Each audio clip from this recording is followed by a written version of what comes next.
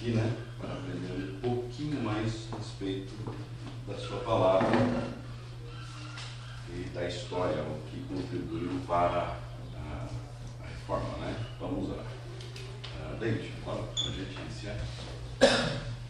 Senhor, aqui estamos mais uma vez a aprender mais e mais a tua palavra. Que o Senhor possa abrir nosso entendimento, nosso coração, para que nós possamos, Senhor, aprender mais e mais de ti.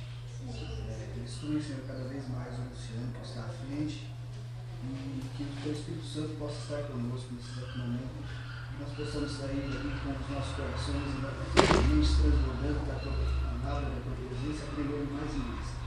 Fique conosco, Senhor, que nós pedimos em nome de Jesus. Amém. Semana passada, quem estava comigo ali na aula, na sala, né, agora, e para quem esteve aqui com o Gabriel, foi ensinado a respeito dos primeiros passos da igreja, né? Ou os primeiros séculos, os 3 primeiros séculos da igreja primitiva. Então, começando com Atos dos Apóstolos, e foi até 300 anos depois de Cristo. Então, foi uma ênfase onde foi passado a respeito dos apóstolos, a respeito da igreja primitiva, quais eram os princípios da igreja, né? Da igreja, que a igreja solidificou, os princípios ensinados pela igreja primitiva, como era essa igreja primitiva, como eles se reuniam, como eles cultuavam, depois passando o primeiro século ali, onde desencadeou a grande perseguição, né? Onde teve perseguições à igreja primitiva. Foi citado alguns mártires da igreja, né? Alguém lembra o nome? Um dos mártires da igreja? Estevão, primeiro mártir, né? Aí depois, dos pais da igreja, citou um mártir dos pais da igreja. Quem?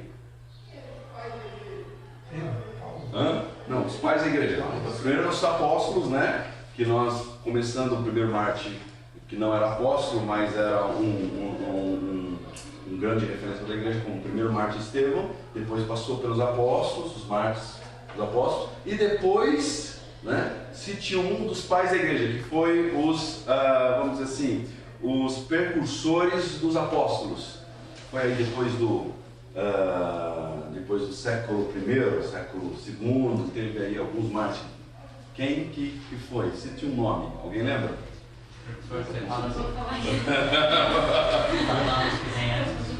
Depois dos apóstolos. Depois dos apóstolos teve alguns que foram perseguidos e mortos. Alguém lembra? Um deles? Nas, ajuda aí.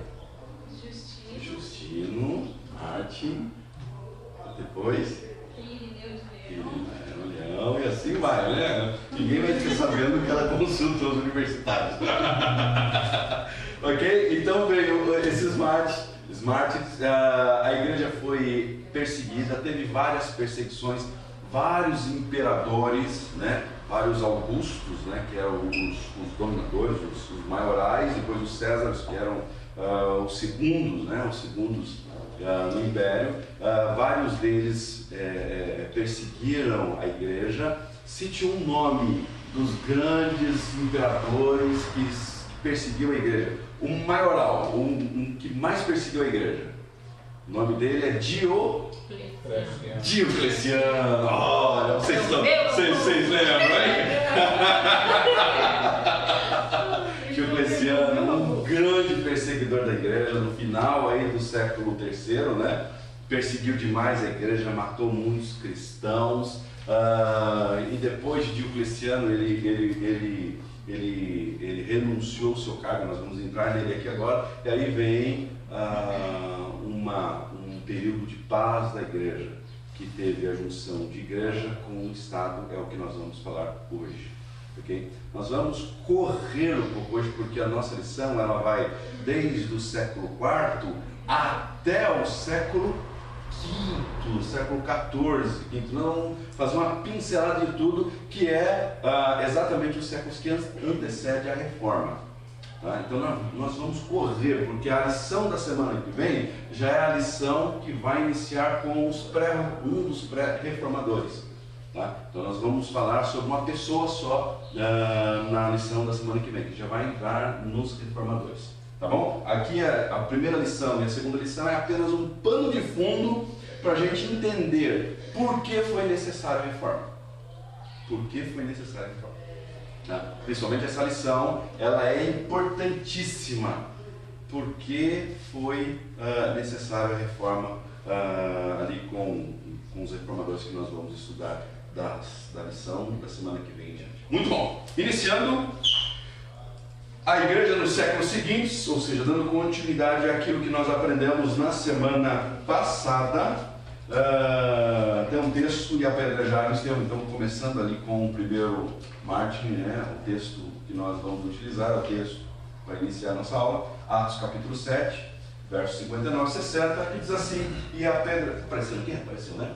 E apedrejaram Estevão, que invocara e dizia: Senhor, recebe o meu espírito. E então, ajoelhando-se, clamou em alta voz: Senhor, não lhes impute este pecado. Com esta palavra adormeceu. Essas são as palavras do primeiro mártir da igreja, que é o nosso irmão Estevão. Alvo da nossa lição: obter a visão panorâmica das mudanças de relação entre igreja e Estado, recusar a interferência excessiva do Estado na igreja e na família, e decidir ser fiel ao Senhor, independentemente da circunstância. Esse é o alvo da nossa lição. Tá? Aprender qual foi a relação de igreja e Estado, aprender a interferência do Estado na igreja, e hoje nós, como batistas, nós temos no nosso estatuto e na nossa confissão de fé que igreja é uma coisa, Estado é outra coisa. Estado não coaduna com igreja, os dois andam separados, ok? Estado não manda na igreja e a gente não pode trazer o que acontece no Estado para dentro da igreja. Nós somos autônomos, ok? Assim era para ser toda a igreja, mas nós vamos ver que a igreja no século aqui, na Idade Média, não aconteceu isso. Tá? E agir, ou seja, você vai tomar uma decisão de ser fiel ao Senhor independente das circunstâncias, seja ela em meio à perseguição, como nós aprendemos na semana passada, seja ela num período de bonança, ou aparente bonança, ou aparente, vamos dizer assim, paz, tá? Que a gente seja fiel em todos os momentos, por incrível que pareça, e que isso fique bem claro na mente de vocês.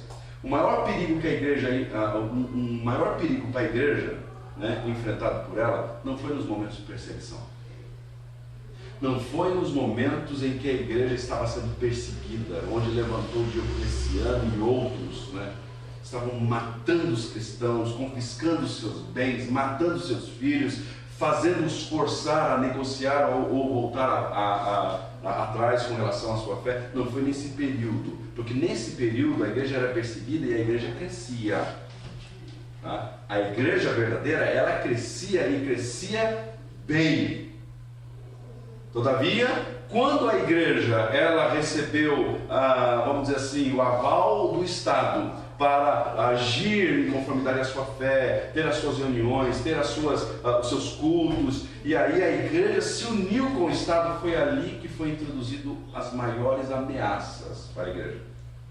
Lembram uma vez que o pastor César ensinou que a maior ameaça da igreja não é a interferência dos de fora, mas os de dentro.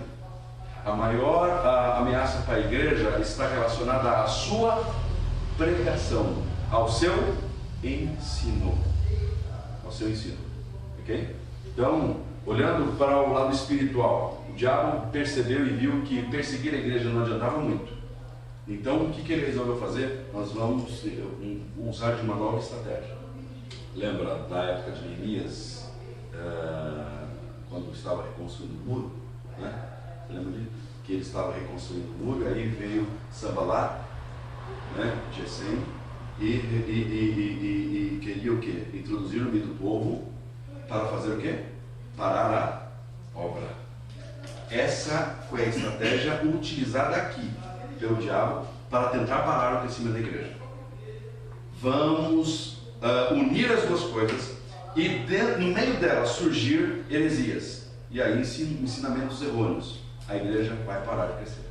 Ou ela vai crescer, mas ela não vai ameaçar, né, o mundo, não vai ameaçar a prática mundana, ela vai andar junto. O maior perigo está relacionado ao ensino da igreja. Muito bom. Nós vamos ver aqui, na semana passada, como eram as reuniões das igrejas e no primeiro século e séculos seguintes. Então, reuniões das igrejas. Quando ela iniciou, ela começou reunindo nas casas. Casa era reuniões nas igrejas. No primeiro século, que era a perseguição, lembra-se que era uma perseguição ferrenha, os cristãos não podiam professar sua fé publicamente, nem suas reuniões eram feitas publicamente, mas eram feitas aonde? As escondidas. E quais eram os lugares que eles procuravam cultuar a Deus? De forma, assim, pouco divulgada nas casas, nas cavernas e nos cemitérios. Era comum os cristãos se reunirem nas catacumbas, que se falavam, né? Nos cemitérios, e ali adoravam ao Senhor. E no século seguinte, união, igreja e Estado, eles receberam a autonomia, eles receberam a liberdade para adorar a Deus, eles construíram o quê? Templos. E aí passou a adoração aos templos. Muito bem. A liderança. Primeiro, no livro de Atos, a igreja primitiva, quem era a liderança? Os apóstolos. Primeiros séculos, os pais da igreja, e nos séculos seguintes, que é onde a gente está estudando, os bispos, papas e patriarcas. Ensino, que era ensinado na igreja de Atos, doutrina dos apóstolos, séculos primeiros, teologia dos pais da igreja, e séculos seguintes, teologia aprovada pelos concílios. Lembra que teve os concílios, o primeiro concílio, o concílio de Nicéia, 325 depois de Cristo, né? Aquele concílio para combater na visão ariana, que nós vamos aprender um pouquinho aqui. Depois, os imperadores. Primeiro, eles eram os grandes perseguidores, né? Começou com Nero e tal, e foi antes disso, né? Na época de Cristo, Herodes e assim por diante. Os imperadores, e depois, séculos segundos, nos primeiros séculos, continuou tendo os imperadores perseguindo a igreja. Diocleciano, cabe aqui, e depois eles eram o quê? Conciliadores entre igreja e Estado. Que começou com, quem lembra? Um grande imperador conhecido pela igreja. Constantino! Aí, ó, vocês são bons. Constantino, grande imperador, foi ali que começou a união de igreja e Estado. Ele se converteu ao cristianismo, ou diz que se converteu ao cristianismo, mas na realidade ele tinha segundas intenções, que a gente sabe que era a sua popularidade, que era a unificação do império, né? Antes disso, Diocleciano ele dividiu o Império Romano em quatro, né? Tetrarca. Quatro imperadores estavam agindo, mas quem era o Augusto, o maioral, era o Diocleciano. Depois disso, Diocleciano precisou renunciar, e aí veio um outro imperador e perseguiu ainda mais a igreja, que foi a grande perseguição, mas depois se levanta Constantino e acaba com essa perseguição. E aí a gente entra aqui na nossa lição. Poxa vida, mas não entramos ainda? Não, a gente vai entrar agora. Tem muita coisa hoje. Primeira coisa que a gente vai ver do nosso estudo é a respeito dessa união de igreja e Estado. Um camarada que eu apresentei um livro dele lá na aula semana passada, A História da Igreja, tá? Flávio José, ou Eusébio de Cesareia. Flávio José fez a História dos Hebreus. Eusébio de Cesareia, ele escreveu um seu livro que vai pegar ali pouco antes do nascimento de Cristo, e ele escreve a sua história e vai até 320, 325, que é esse homem chamado Eusébio de Cesareia. Ele escreve a história da igreja, tá?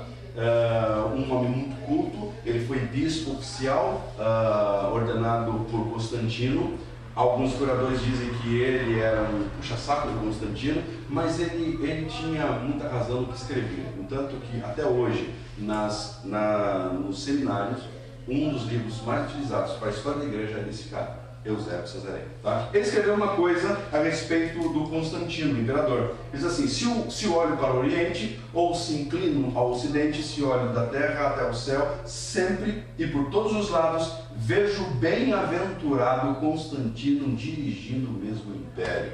Ele via Constantino como um bem-aventurado. E aí a pergunta que a lição faz para a gente: será que Paulo diria a mesma coisa?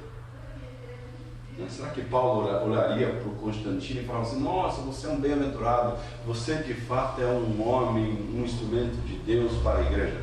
Será que Paulo diria isso?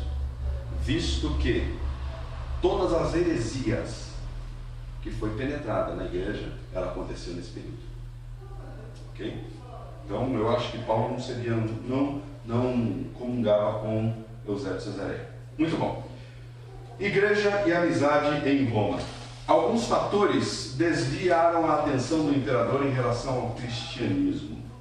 Alguns fatores públicos, sociais, desviaram a atenção dos imperadores romanos em relação ao cristianismo. Lembram-se que a igreja estava sendo perseguida, e a partir do momento que a igreja é levantada, a igreja ela une-se com o Estado, ela goza de paz, e alguns fatores contribuíram para isso. Quais eram? Os inimigos do Império Romano, os invasores, né? Tinham os bárbaros que estavam invadindo Roma, o Império Romano, o enfraquecimento das fronteiras e o Império Persa que estava crescendo, e aí a visão agora que estava voltada para a perseguição cristã, agora ela volta para os inimigos do Império Romano.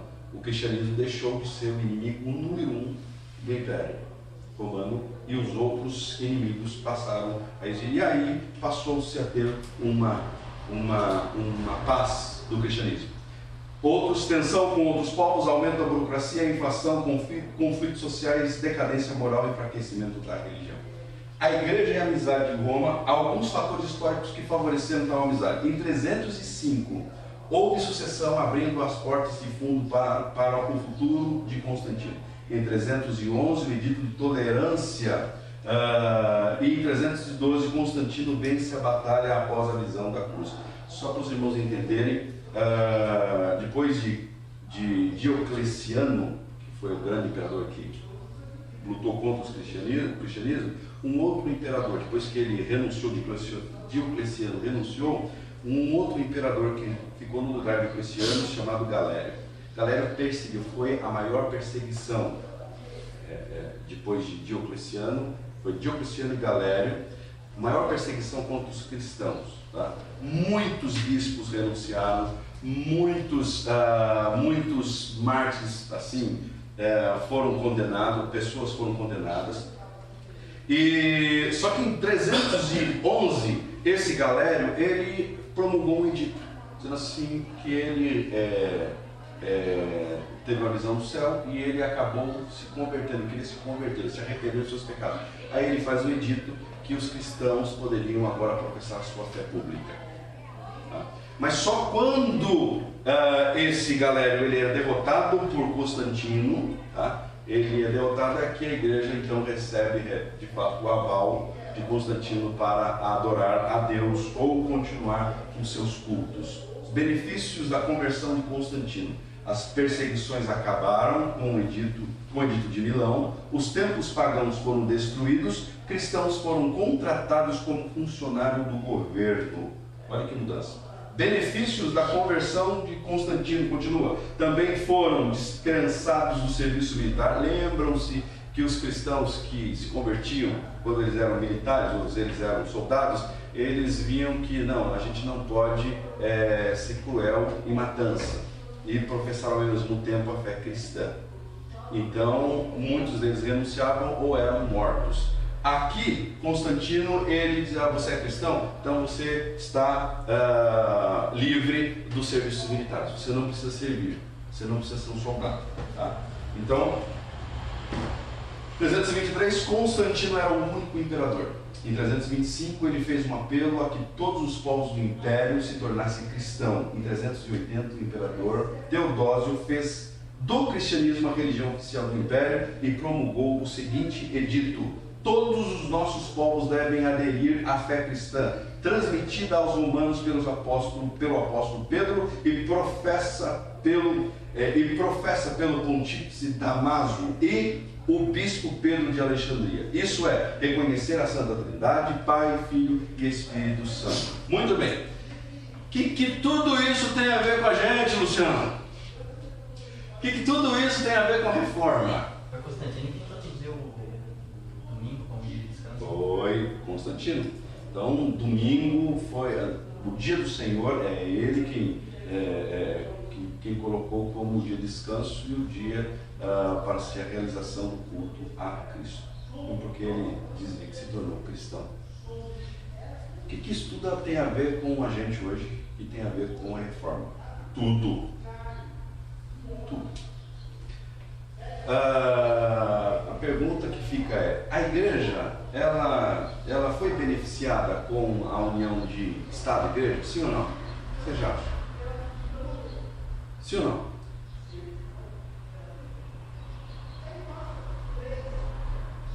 Em parte sim, em parte não. Muito bem, é a resposta que eu vi. Sim e não, Luciano. Sim, porque a igreja deixou de ser perseguida. A pregação do Evangelho ela foi facilitada. Okay? Foi facilitada porque agora você podia encontrar o David na rua, que não era cristão, e você, como cristão, você te conta umas boas novas. E as boas novas é a respeito de Cristo Jesus. E outras pessoas podiam ouvir junto. Então a pregação ela foi liberada. O culto podia ser feito agora livremente. Então, sim, foi benéfica. Agora, não foi benéfica. Por quê? Porque agora as coisas começaram a andar juntas com o Estado. Tinha uma pessoa que mandava na igreja. Quem é que mandava na igreja agora? O imperador. Então, o imperador, olhando para a igreja, não, eu quero que a igreja fale isso, ensine isso, porque isso vai beneficiar o meu império. Então agora os ensinamentos da igreja passou a ser não apenas bíblica, mas agora passou a ter conteúdo humano. O imperador querendo ditar o que se podia ensinar ou não podia ensinar nas reuniões na igreja. Okay? Então isso foi um prejuízo tremendo para a igreja. Essa adoração provavelmente a adoração a falsos deuses, né? Porque você já vem da cultura romana, né? Bem. E ela introduziu isso na igreja que se mantém religioso. No concílio de Éfeso, tá? No concílio de Éfeso 431, 32, teve o concílio de Éfeso e foi ali que determinou a adoração a Maria. Então, antes se tinha uma veneração por ela, mas não tinha uma adoração cultual. A partir do concílio de Éfeso é que a igreja começou agora a adoração a Maria, tá? E tantos outros. Vantagem: mais pessoas. Qual foi a vantagem? Sim e não. Então qual foi a vantagem? A vantagem é que mais pessoas foram influenciadas pelo cristianismo. Desvantagem: cristãos foram intolerantes com suas leis em relação aos pagãos. Poxa, se a religião do império é cristã, agora qualquer um que se levantasse contra o cristianismo, esse era o quê? O que aconteceu com a igreja nos primeiros séculos? Perseguidos. Agora eles eram perseguidos. Gente, mas que coisa! De um dia para o outro mudou. Não é? Você pega ali 295, 311, com o edito, a igreja passou a ser a religião, o cristianismo passou a ser a religião do império. Agora ela tem o poder do imperador nas mãos e todo mundo que se dizia contra o cristianismo agora passou a ser perseguido. Os cristãos passaram a ser intolerantes. Se era para eles pregarem as boas novas e o conteúdo das boas novas era o amor ao próximo, eles eram extremamente intolerantes com relação às outras religiões. Em nome do cristianismo, pessoas eram mortas. Em nome do cristianismo, pessoas eram perseguidas, presas. acabaram esquecendo o que aconteceu com eles agora há pouco. Eles eram perseguidos e agora estão perseguindo. Muito bem. Segundo, a paz entre a igreja e o Estado. Vício ou vicissitude? O Estado passou a ser promotor da fé cristã, embora não houvesse mais perseguição, a amizade entre Estado e religião também trouxe problemas. Quais são esses problemas? Um dos primeiros efeitos dessa união é o uso militar com fins religiosos. O cristianismo, de perseguido, passou a perseguidor dos pagãos. Então, essa foi a primeira coisa que aconteceu. Esse historiador, Taylor, ele vai enumerar algumas vantagens. Primeiro, mais pessoas foram influenciadas, nós vimos isso. O cristianismo influenciou a elaboração de leis, forçando o Estado a dar maior atenção aos direitos das pessoas. A posição social das mulheres se elevou muito, e agora foram abolidos castigos por celibato e falta de filhos. Houve a criminalização do adultério e o fim do concubinato. Erradicou a matança pelos gladiadores, lembram que existiam os gladiadores lá em Roma, e o assassinato de crianças foi proibido. A moralidade pública foi influenciada pelos... Moralidade pública foi influenciada pelos cristãos. Eu estou lendo rapidinho porque no final a gente vai fazer um resumão, tá, pra gente... No entanto, tal união é uma moeda, e o outro lado negativo pode ser visto dos seguintes fatores. Primeiro, os cristãos foram intolerantes com suas leis.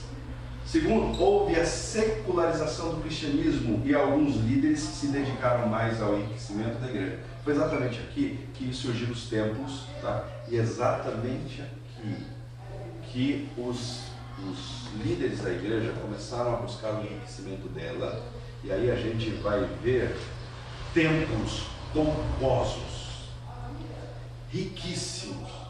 Você vai pegar utensílios dos templos de ouro, e as pessoas, tudo aquilo para demonstrar a pompa da igreja agora.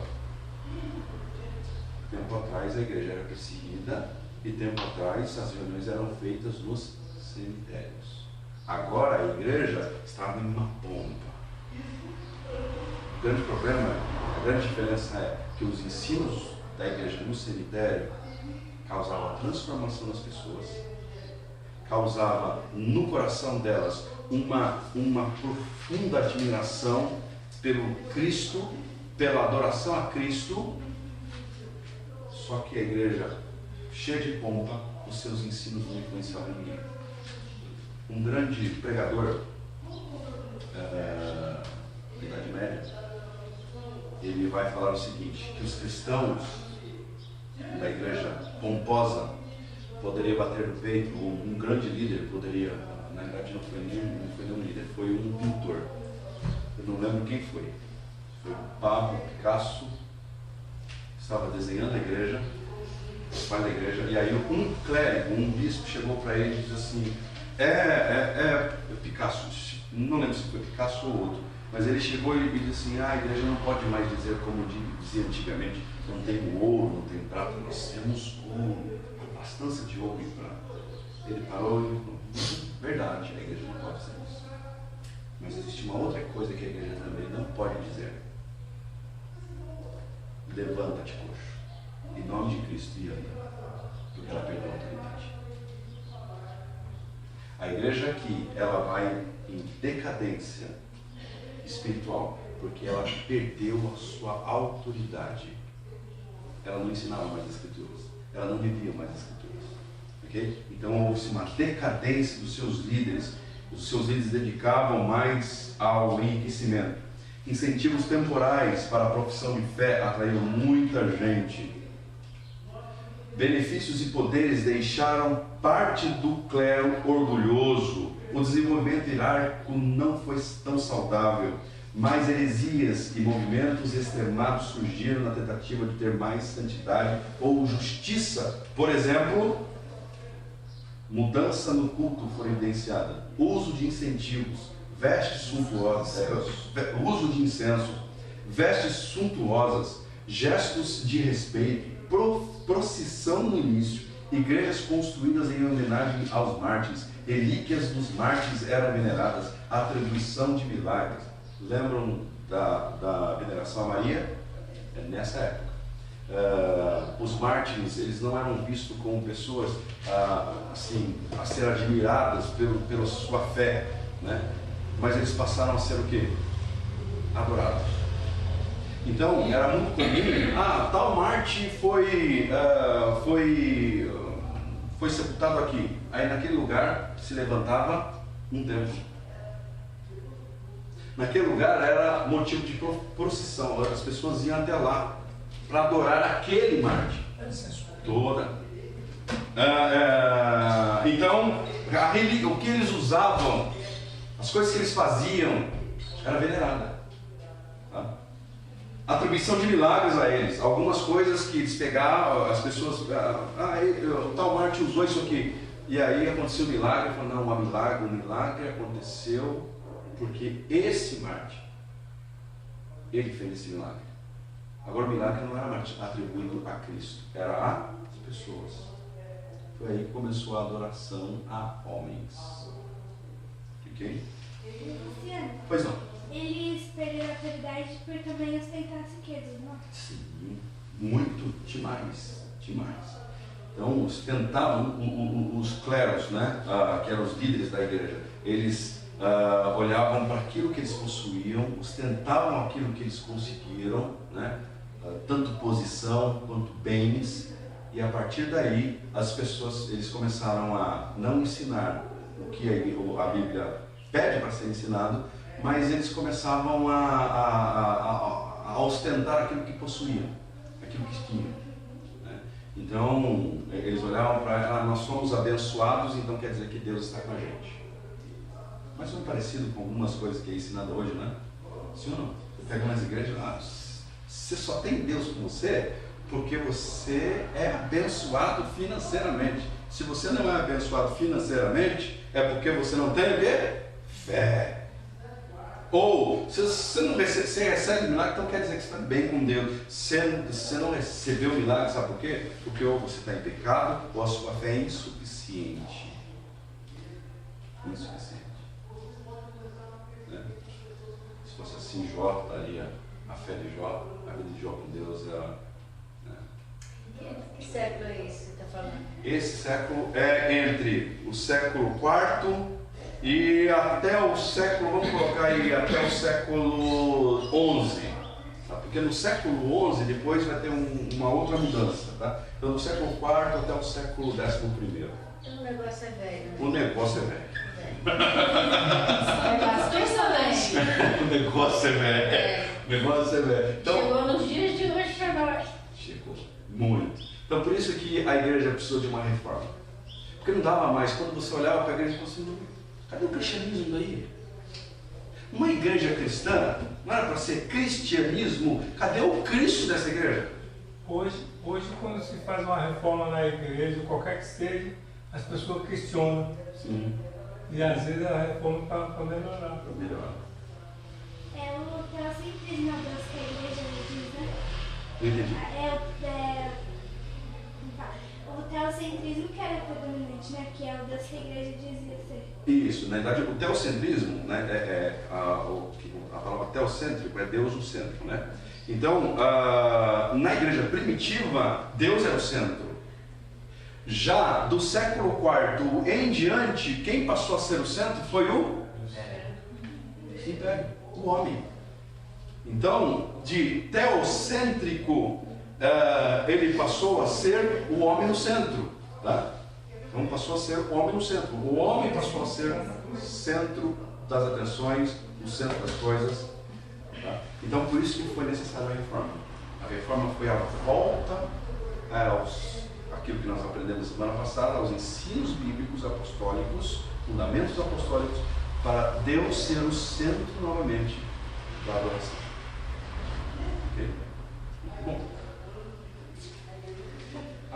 Vamos fazer essa reforma aqui para hoje. A principal lição que aprendemos nesse período da história da igreja é que precisamos de mais bereanos.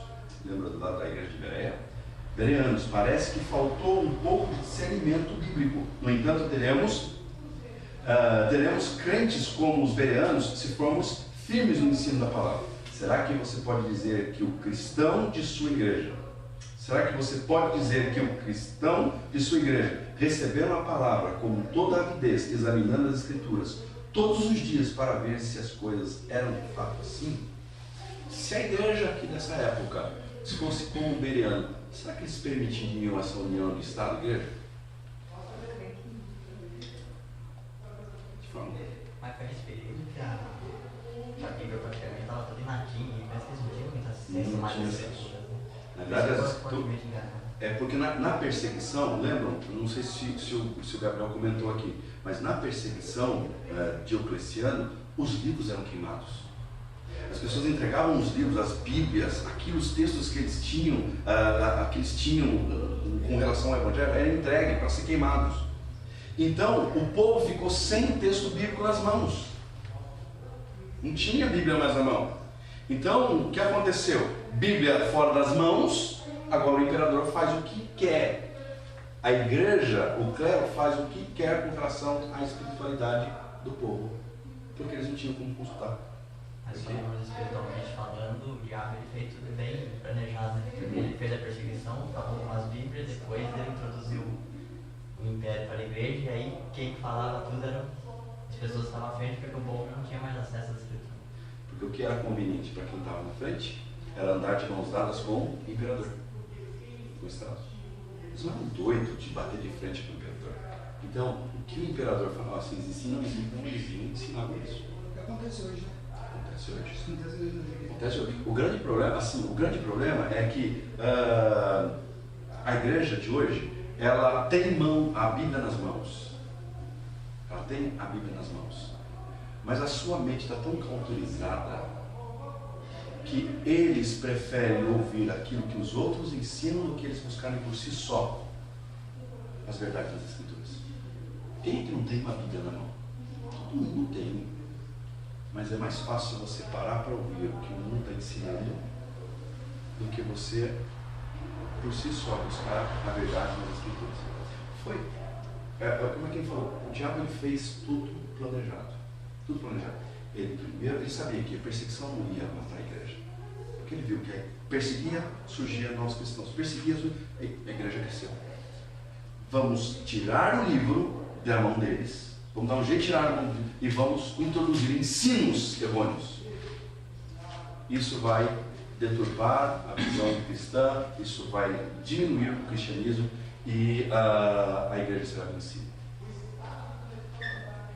A minha oração é que bereanos surjam hoje, que você e eu sejamos bereanos, recebamos a palavra, mas todas as vezes que você ouvir a respeito das Escrituras, você por si só busque verificar se é verdade ou não, independente de quem é que está falando aqui. Semana passada eu falei, gente, seja o César nosso pastor, glória a Deus que Deus tenha mantido na linha, né? Deus tenha mantido. Se um dia o pastor se levantar e ensinar alguma coisa que você está vendo que as Escrituras estão dizendo o contrário, salve a alma dele do inferno, levante-se com uma voz e diz, pastor, não é assim. Se o Luciano um dia levantar e falar assim, falar alguma coisa contrária às Escrituras, por favor me ajude a livrar minha alma do inferno. Luciano, está errado. Okay? Eu faça isso no cantinho.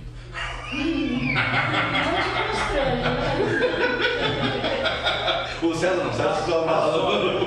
Mas só, né, Luciano? Só no cantinho. Mas, gente, nós precisamos ser bereanos. Tá? Se alguma pessoa for convidada para pregar e você perceber que o ensino está errado com relação às Escrituras, mais do que depressa, você como membro dessa igreja tem toda a liberdade de levantar no meio do culto, no meio do ensino e falar assim, está errado isso aí, eu provo. Ok? Mas para isso precisa conhecer, né? Isso aí. Se não conhecer, se não examinar diariamente, não vai ter essa autoridade e Deus não vai usar para defender a palavra dele. A grande autoridade está no conhecer. Conhecimento. Conhecendo as Escrituras, ou conhecereis a verdade. E a verdade vos libertará. As Escrituras é que testificam de quem? De Cristo. Jesus. É elas que têm Conheçam a Cristo. E o único meio é por meio das Escrituras. Ok? Não corrija, meu Deus do céu. Frutos do cristianismo oficial. 3 movimentos reagiram ao cristianismo. A reação monástica. O que é isso, reação monástica? Tinha um grupo de pessoas, lembrando que Deus sempre tem os seus reservados, né? Tinha um grupo de pessoas que olhando para aquela pompa da igreja, assim, está errado isso. Está errado isso. O evangelho sempre foi direcionado aos pobres. Cristo sempre foi em direção aos pobres. E agora os pobres estão sendo negligenciados. Que negócio é isso? Sistema feudal, né? Os proprietários de terras, agricultores, eles estavam dominando sobre os seus súditos. E parece que a igreja agora se tornou um lugar onde somente os de pompa tinham acesso. Né? Somente quem tinha poder é que tinha acesso. E os mais carentes não tinham mais acesso, não eram vistos com os bons olhos pelo clero. Então aí se levantou os monásticos, reação monástica. Não, nós precisamos parar com isso. Nós vamos abandonar tudo isso aqui, nós vamos para um lugar deserto, nós vamos ficar meditando nas Escrituras e vamos ficar reclusos. E aí o lugar onde eles iam geralmente era para os desertos. Okay? Reação cismática. Monástica era o quê? Era a reclusão individual. A pessoa sozinha ficava em um lugar deserto. Cismáticos era aquele que não podemos ficar também totalmente isolados, nós precisamos ter pessoas junto da gente. E aí começou a ter o quê? Os monastérios, né? Reuniões de pessoas, tá? Embora a ideia de monastério já vem antes, mas ali que teve forte. Juliano e a volta de paganismo. Isso aqui é o fruto do cristianismo oficial. Juliano e a volta do paganismo. Esse Juliano aqui, ele foi imperador e ele atribuiu, ou ele começou a lutar contra o cristianismo, tá? Contra o cristianismo na sua essência. Porque na verdade ele foi Constantino, acho que isso matou os familiares dele, e ele então começou a lutar contra Constantino. Depois da morte de Constantino, ele vai ao poder, e aí ele entende que a religião pagã precisava ser restabelecida. Então ele começou a não destruir os templos, não perseguir os cristãos, mas a dar ênfase ao culto pagão. Tá? Mas não durou muito tempo não. Então ele começou a trazer sacerdotes pagãos e cultos pagãos, mas tudo que ele fazia era visto com desdém pelo povo. Tá? Grandes nomes defensores da fé: Atanásio de Alexandria, Ambrósio de Milão, João Crisóstomo, Jerônimo, Agostinho de Hipona. O que esses caras faziam aqui, ou fizeram de bem? Todos eles se voltaram para as Escrituras. Atanásio de Alexandria foi um grande defensor da deidade de Cristo. A visão ariana, o que é a visão ariana? Que era uma heresia introduzida na igreja, era dizendo que, poxa, Deus Pai sim é Deus. E nós cremos em um único Deus, nós adoramos um único Deus. Então não existe esse negócio de filho de Deus ser Deus. Cristo, ou ele vai tratar Cristo como verbo, o verbo ele não é Deus. O verbo, ele é uma criação desse Deus, porque este Deus, a ideia é aquela ideia filosófica de que Deus é um Deus que não podia intervir, não podia se relacionar com o homem. Podia se relacionar com o homem, porque ele é Deus. Ele não pode se relacionar, ele é distante. Essa é a ideia filosófica de Deus. Distante, ele não pode se relacionar. E aí, esse Deus que está distante, que não pode se relacionar com o homem, esse Deus agora, ele precisa se aproximar do homem. Então ele cria o verbo, que é Cristo. Esse verbo não é Deus. Então o foco de adoração da igreja é ao Deus, não ao verbo. Essa é a ideia ariana. Tá? E aí o que acontece? Esse Atanásio de Alexandria, ele se levanta para combater essa ideia ariana e vai provar que não.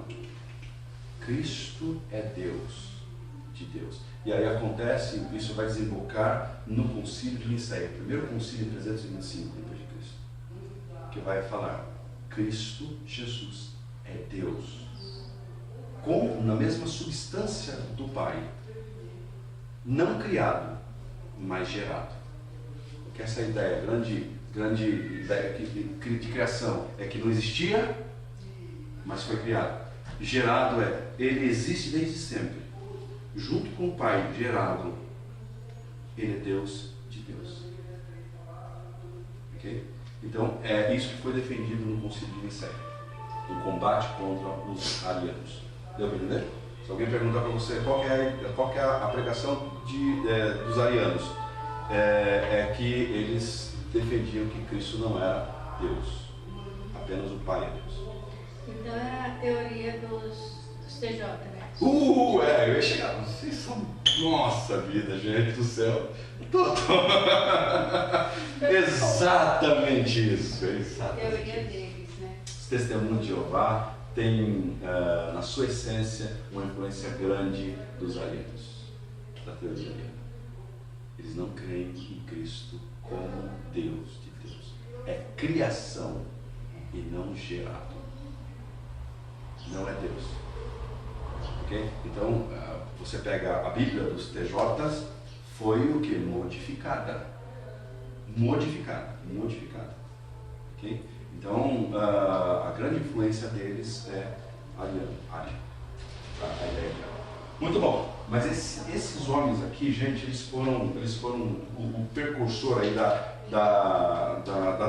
de defender aí a fé cristã. Então, Atanásio de Alexandria defendeu os discursos da Trindade. Ambrósio de Milão, ele era funcionário imperial, mas foi eleito bispo de Milão. Foi por meio de sua pregação que Agostinho se converteu, confrontou a heresia ariana e a imperatriz Justina. Foi esse Ambrósio, essa imperatriz aí, junto com seu esposo, queria forçar as pessoas a voltar à visão ariana, não, que existe um único Deus. Ele combateu.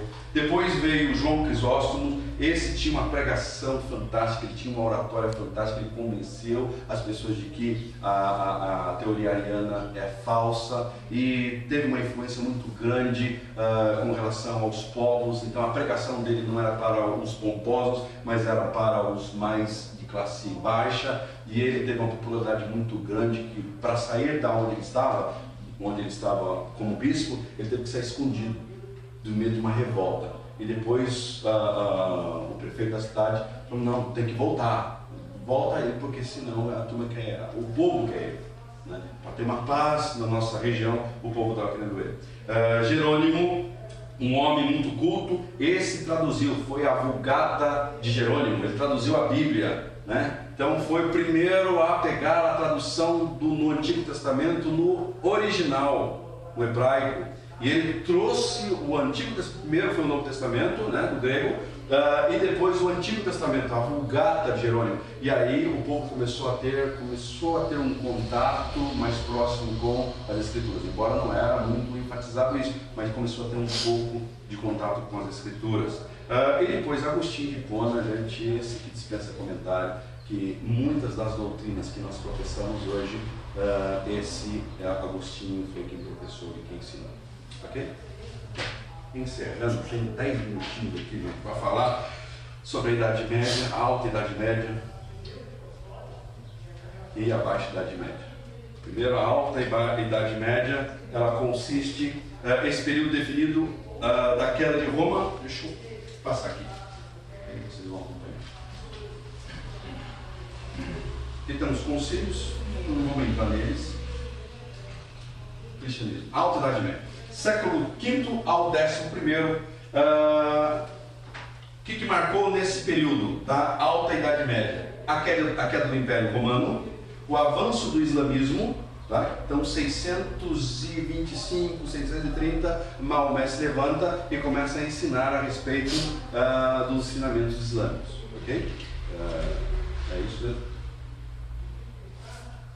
Deixa eu ver aqui.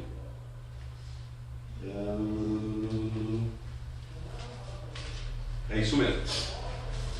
Outra ameaça que apareceu foi o avanço do islamismo. Maomé começou a sua pregação entre 610, fugindo para Medina em 622. 10 anos depois já havia conquistado toda a Península Arábica. Os seguidores de Maomé continuaram as batalhas e foram conquistando diversas cidades. Então, uma ameaça para o cristianismo foi a pregação do islamismo. E depois apareceu o sistema feudal, que é aquilo que eu falei para vocês, que os grandes detentores de terras, eles começaram a mandar no povo, tá? E mandar literalmente, né? Mandavam na religião, mandavam na crença deles, tá? Depois a Baixa Idade Média, do século I ao século XV, que antecede a Reforma, movimento monástico, que nós aprendemos. As cruzadas foram 7 ou 8 cruzadas. O que eram essas cruzadas? As cruzadas eram, lembro da grande disseminação do islamismo, eles foram e tomaram o quê? A cidade santa. Então, só que a cidade santa era um lugar de peregrinação dos cristãos. Agora os cristãos não podiam mais ir até esses lugares que eram sagrados. E aí, nesse período aqui do 11º ao 15º século, desencadeou as cruzadas e agora começou as guerras entre o islamismo e o cristianismo. Tá? Foi exatamente nesse período. Teve grande êxito essas guerras? Conseguiu ter êxito? Não muito. Até hoje nós temos fruto disso, né? Quando está tendo os bombardeios, o cristão não vai para lá. Quem é que vai querer ir para Jerusalém quando está em conflito? Né? Gaza, quem quer ir para lá? Ninguém vai. Então até hoje nós temos essas influências deixadas aqui pelas cruzadas. Mas não teve. Agora, um benefício muito bom das cruzadas é que as cidades começaram a crescer, o sistema feudal começou a diminuir, né, porque a agricultura era o que trazia benefícios monetários, né? Então a agricultura, como as pessoas, as cruzadas, ele era um chamado para as pessoas lutarem pela sua fé. Então quem era que se aderia a essas cruzadas? Os pomposos? Era o pessoal baixo, o pessoal com poder aquisitivo baixo. Tá? Então eles se aderiam a essas cruzadas. Eles iam, e aí os feudais começaram a ter menos pessoas, e aí começou a diminuir o sistema feudal. Reforma se opõe às doutrinas pregadas na época. Muito bom. Conclusão a gente vai ler daqui a pouco. O que isso tem a ver com a reforma? Esse é um pano de fundo. Gente, tem muita coisa que a gente pode aprender, muita coisa. Aqui eu apresentei na classe passada um outro livro de Justino Gonzalez, que é a História da Igreja Ilustrada. Quem puder, compre esse livro. Até eu sugeri para a igreja ter esse livro, são 2 volumes, né? Para ter esse livro aqui na biblioteca. Gente, é demais, é fantástico esse livro. Vai apresentar, a gente vai conhecer o que aconteceu, a gente vai conhecer o que as pessoas pregavam antes, a favor das Escrituras e contra as Escrituras. Nós vamos aprender detalhes da história da igreja. É muito bom. Esse cara, Justo Gonzalez, ele é fantástico. É um dos historiadores que eu leio. Tá? Mais do que o Zé Cesareia, porque o Zé Cesareia é até 325 só. Tá? Mais do que ele é Justo Gonzalez. Leia ele. Tudo que você puder ler a respeito da história da igreja. O que isso tem a ver com a gente? Sem esse pano de fundo, a gente não consegue entender porque foi necessária a reforma. Igreja e Estado estavam caminhando juntos. As doutrinas cristãs sucumbiram pelas novas doutrinas feitas e erigidas por homens. É nesse período que aparecem as indulgências. É nesse período que as pessoas estão tentando ganhar o céu através das suas atitudes. Através dos seus esforços é que as pessoas iriam ganhar os céus. as doutrinas que Agostinho defendeu, que Agostinho trouxe, dizendo, olha, o homem está corrompido, o homem está inabilitado para conseguir ganhar os céus, ou conseguir ir para os céus. A doutrina de Agostinho foi esquecida e as pessoas agora estavam tentando comprar o céu, ganhar o céu com seus méritos. As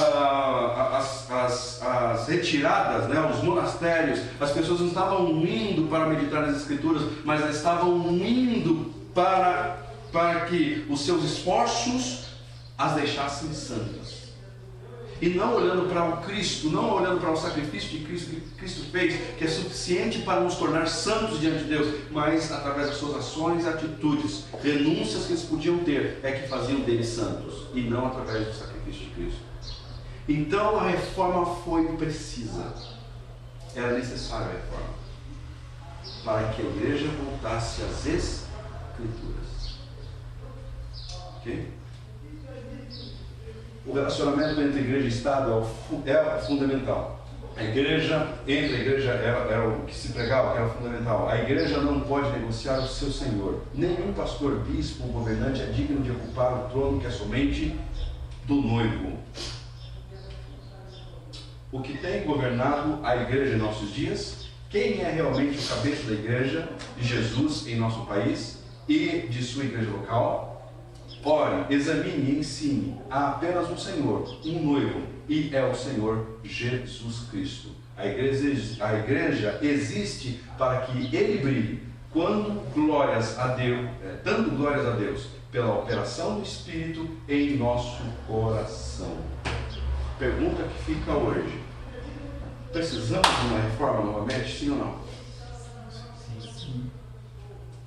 A igreja, ela, de forma sutil, ela está sendo liderada, agora não por imperadores, né? não por governantes, mas por homens que, assim como os governantes, queriam se beneficiar da fé das pessoas.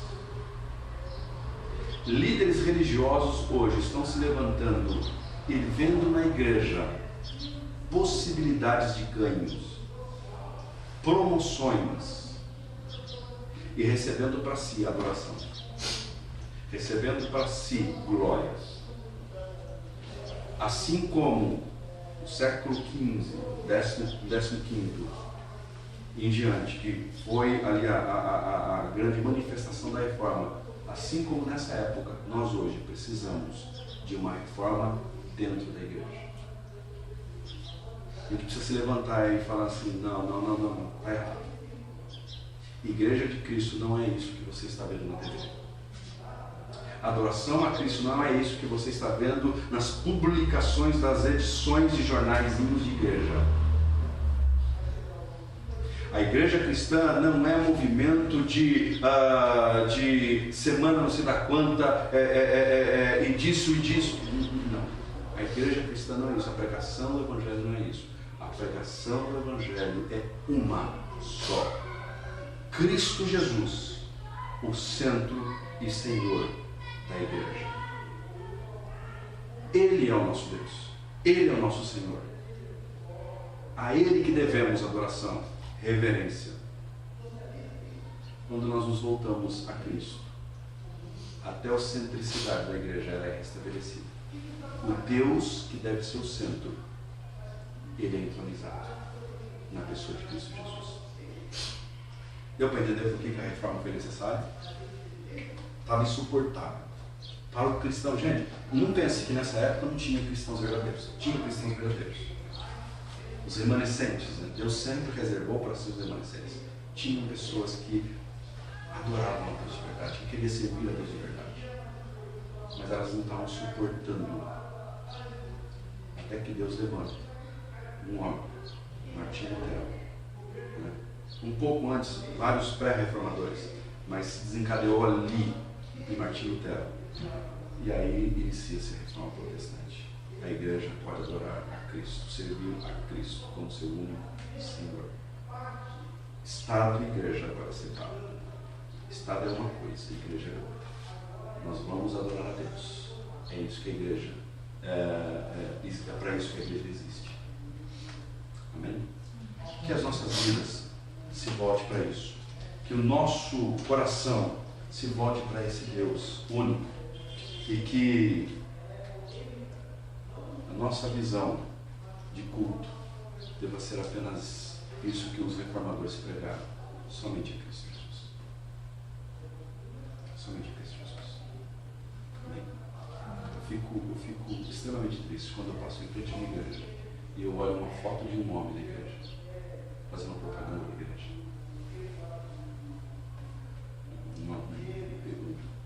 Uma vez eu fui convidado para pregar em um seminário de casais, e aí, nós vamos colocar sua foto, se você colocar eu não vou aparecer.